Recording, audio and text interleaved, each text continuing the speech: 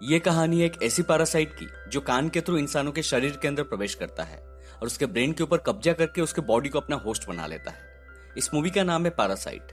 Movie शुरू होती है और हम समुद्र में ढेर सारे अजीब क्रीचर्स को तैरते हुए देख पाते हैं जो कि धीरे धीरे शहर की तरफ बढ़ रहे थे। इसके बाद हमें एक कपल को सोते हुए दिखाया जाता है जहां अचानक उन क्रीचर्स में से एक उस आदमी के कान में घुस जाता है जिससे वो दर्द में चिल्लाने लगता है, मगर कुछ देर बाद चुप हो जाता है। अगले सीन में हम मूवी के मेन कैरेक्टर शिंची को देख पाते हैं जो ईयरफोन लगाते हुए सो रहा था। तभी अचानक एक क्रीचर आके उसके कान में घुसने की कोशिश करता है, लेकिन ईयरफोन की वजह से वो घुस नहीं पाता।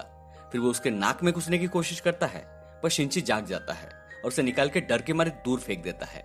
फिर वो एक बुक से उसे मारने की कोशिश करता है, बट वो क्रीचर शिंची के राइट हैंड में घुस जाता है।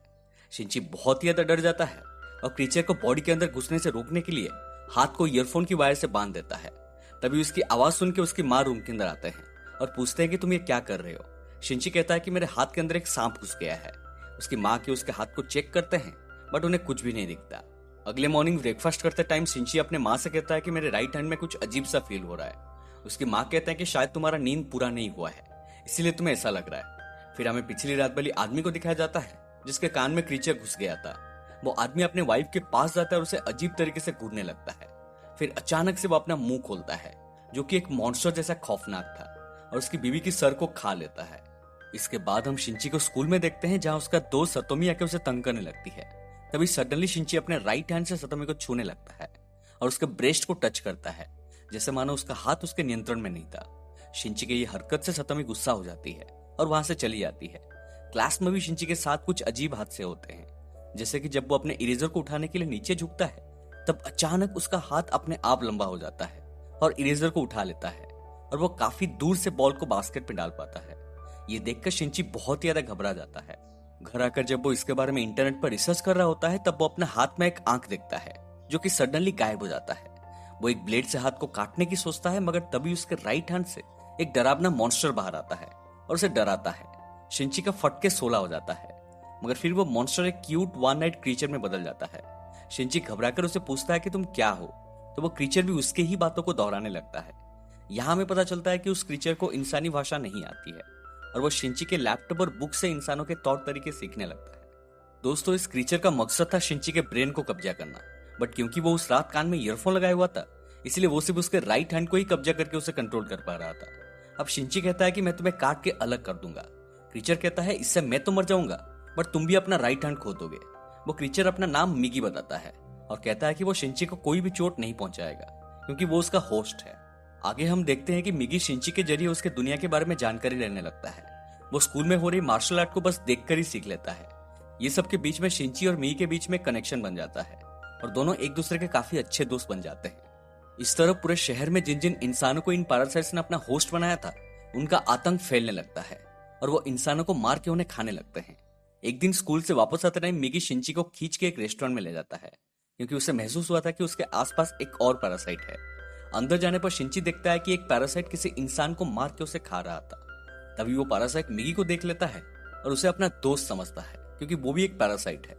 जब उसे पता चलता है कि मिगी ने शिंची के ब्रेन के ऊपर कब्जा नहीं कर पाया है तो वो शिंची को मारने आगे बढ़ता है।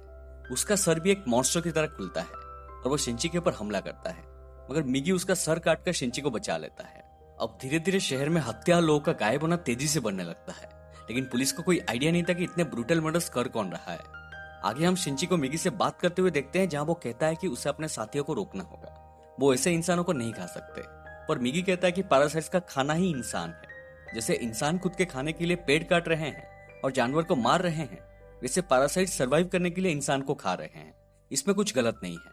नेक्स्ट डे स्कूल में एक मीटिंग के दौरान मिगी को उसके आसपास एक और पैरासाइट होने का एहसास होता है और ये पैरासाइट और कोई नहीं बल्कि उनका नया टीचर तमिया होती है और वो भी क्राउड में शिंची को पहचान लेती है। स्कूल के बाद शिंची उसे मिलने जाता है जहां वो उसे कहती है कि मुझसे डरने की जरूरत नहीं है, मैं बस यहाँ इंसानों के रहन सहन के ऊपर स्टडी करने आई हूँ। इसके बाद वो उसे दो और पैरासाइट से मिलाती है जिसमें एक स्कूल का स्टूडेंट जिसका नाम शिमादा है और दूसरा एक पुलिस ऑफिसर जिसका नाम मिस्टर ए है। तमिया कहते हैं कि वो लोग एक नेटवर्क बना के इंसानों को स्टडी कर रहे हैं जहां वो एक्सपेरिमेंट के तौर पर मिस्टर ए के साथ शारीरिक संबंध बना के उसके बच्चे की मां बनने वाली है। वो कहती है कि दोनों पैरासाइट्स होने के बावजूद भी उनका बच्चा एक नॉर्मल इंसान है। वो अगर चाहे तो इंसानों के रूप में यहाँ छुप के रह सकते हैं, बट सरवाइव करने के लिए उन्हें बस इंसानों को खाना होगा। वो मिगी को भी उनके नेटवर्क में ज्वाइन करने के लिए कहती है, बट मिगी मना कर देता है। वहां से जाते टाइम मिगी शिंची को मिस्टर ए से थोड़ा सतर्क रहने के लिए कहता है, क्योंकि उससे मिगी को किलिंग इंटेंट का सेंस आ रहा था। मतलब ए शिंची को मारना चाहता था। एक दिन स्कूल से वापस आते टाइम फिर से शिंची मिस्टर ए से टकराता है। मिगी शिंची को उससे नजर ना मिलाते हुए चुपचाप वहां से चलने के लिए कहता है, बट ए का इरादा कुछ ठीक नहीं लग रहा था, क्योंकि उसे पता चल चुका था कि रेस्टोरेंट में जो पैरासाइट मरा था उसे मिगी नहीं मारा था। तभी अचानक मिस्टर ए का मुंह भी एक मॉन्स्टर के रूप में ही खुलता है और उनके ऊपर हमला कर देता है, लेकिन मिगी उसका डटकर सामना करता है। कुछ देर बाद मिगी शिंची को इशारा करता है और वो ए के पेट में एक रॉड घुसा देता है।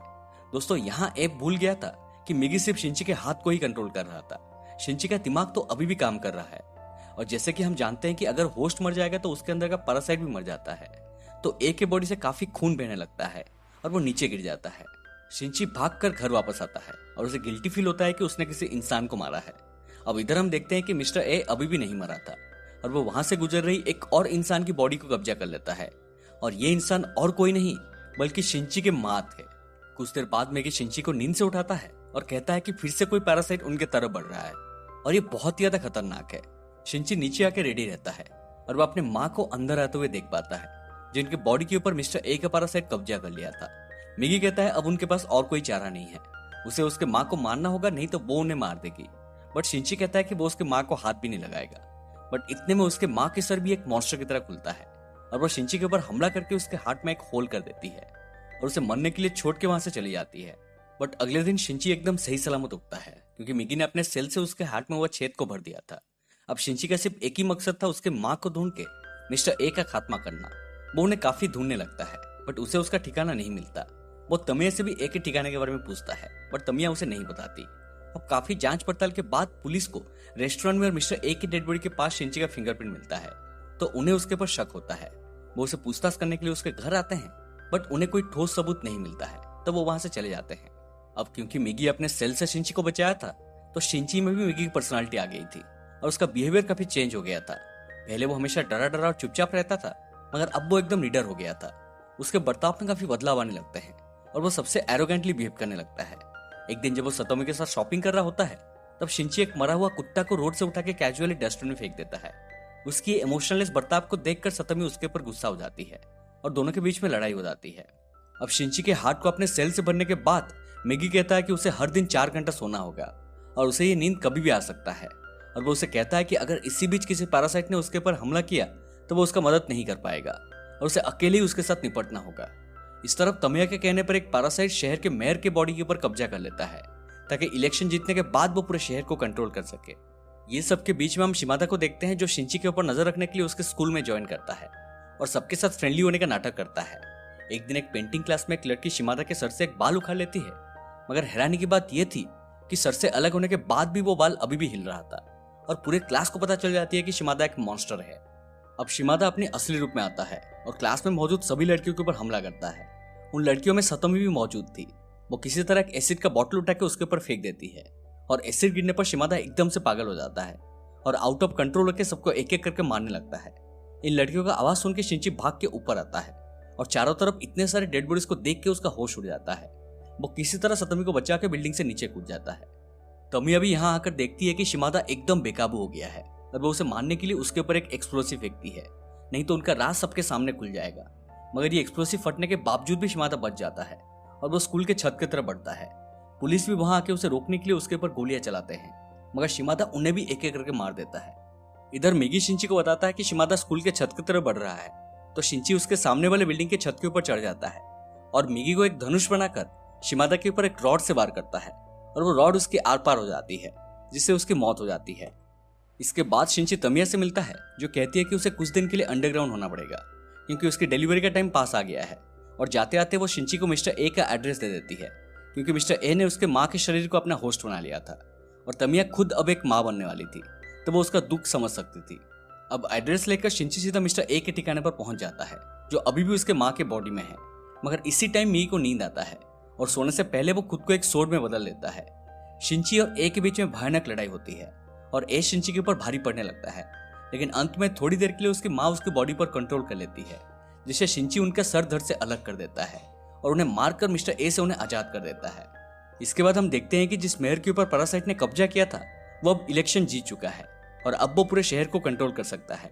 जिस डिटेक्टिव ने इस केस का इन्वेस्टिगेट किया था उन्हें एक स्पेशल टीम की तरफ से बुलावा आता है और केस फाइल्स उन्हें देने के लिए कहा जाता है, जहां इन पैरासाइट्स को मारने के लिए एक मिशन की शुरुआत किया जाता है जिसका नाम था ह्यूमन लाइफ प्रोटेक्शन। फिर हम लोग तमिया को उस मेयर के साथ देखते हैं जिनके पास एक और मिस्टीरियस पैरासाइट था जिसका नाम था गोटो, और वो बहुत ही ज्यादा ताकतवर था और शायद उनका लीडर। मूवी के अंत में शिंची सतोमी से मिलने हॉस्पिटल जाता है और शपथ लेता है कि वो एक एक पैरासाइट को मार के शहर को उनसे मुक्त करेगा। तभी एक दूसरे बिल्डिंग से हम एक जासूस को उसका तस्वीर लेते हुए देख पाते हैं जो शायद उनके ऊपर नजर रख रहा था, और मूवी यहीं पर खत्म हो जाती है। तो ये थी पैरासाइट पार्ट 1 की पूरी कहानी। मूवी के अंत तक हम देख पाते हैं कि कैसे शिंची उसका दिमाग और मेई का पावर यूज करके शिमादा और मिस्टर ए को रोकने में कामयाब हुआ था। अब इसका एक और पार्ट भी है जिसमें हमें आगे की कहानी पता चलेगी। अब अगर आपको इसका सेकंड पार्ट का एक्सप्लेनेशन चाहिए तो मुझे कमेंट सेक्शन में जरूर बताइएगा। जितना ज्यादा कमेंट्स आएगा मैं उतना जल्दी एक्सप्लेनेशन लाऊंगा। अगर आप चैनल पर नए हैं तो प्लीज चैनल को सब्सक्राइब करके बेल आइकन को दबा दीजिए, क्योंकि हम ऐसे ही इंटरेस्टिंग एक्सप्लेनेशंस लाते रहते हैं।